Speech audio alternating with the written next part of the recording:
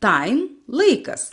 Tačiau šioje frazėje lietuviškai verskime kiek valandų.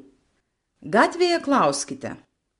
Excuse me, what's the time? Excuse me – tai kreipimasis, kai norite atkreipti dėmesį. Atleiskite, kiek dabar valandų? It's 12 o'clock. Yra 12 valandų. It's 12 o'clock. Šioje pamokoje išmoksime pasakyti tik tikslę valandą. 3 valandos, 3 o'clock. Jei 5 valandos, 5 o'clock. O 12, 12 o'clock. Excuse me, what's the time? It's 11 o'clock.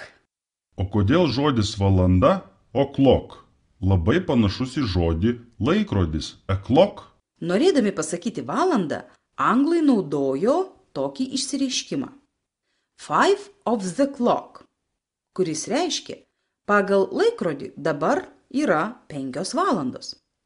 Tačiau išsireiškimui sutrumpėjus liko 5 o'clock. Tad žodis clock, laikrodis, įeina į valandos pasakymą.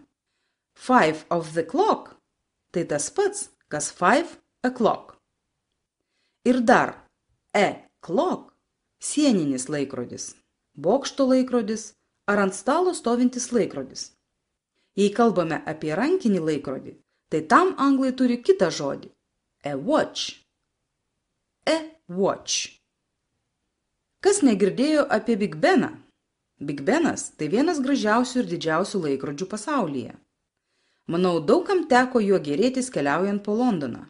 Ar susimąstėte, kodėl šiaurinėje parlamento rūmų pusėje įsikūręs laikrodis vadinamas Didžiuoju Benu? Taip vadinamas laikrodžio varpas.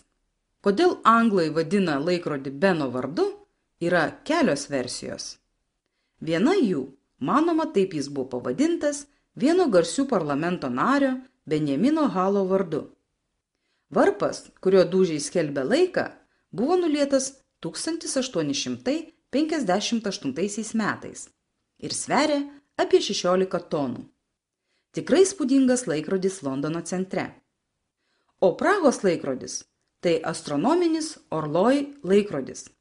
Prahoje žavintis būrius turistų iš viso pasaulio. Šiam laikrodžiui jau 600 metų. Jis rodo ne tik laiką, bet ir zodiako ženklus, saulės padėtį bei mėnulio fazes, žvaigždžių judėjimą. Laikrodis labai įspūdingas. Jame gyvena judančios skulptūrėlės. Kiekvieną valandą, kai giltinė paskambina varpeliu, atsidaro laikrodyje esantis 2 langeliai ir juose vienas po kito pasirodo 12 paštalų. Šis laikrodis puikus mokslo ir technikos šedevras. Jį sukūrė mokslininkas, matematikas, karališkasis laikrodininkas Mikulaš Skadanė 1410 metais. Savaitės dienos. Turime 7 savaitės dienas. Mes savaitę pradedame nuo pirmadienio, arabų šalis nuo šeštadienio, o anglai nuo sekmadienio. Keista? Tačiau kiekviena tauta turi savo papročius.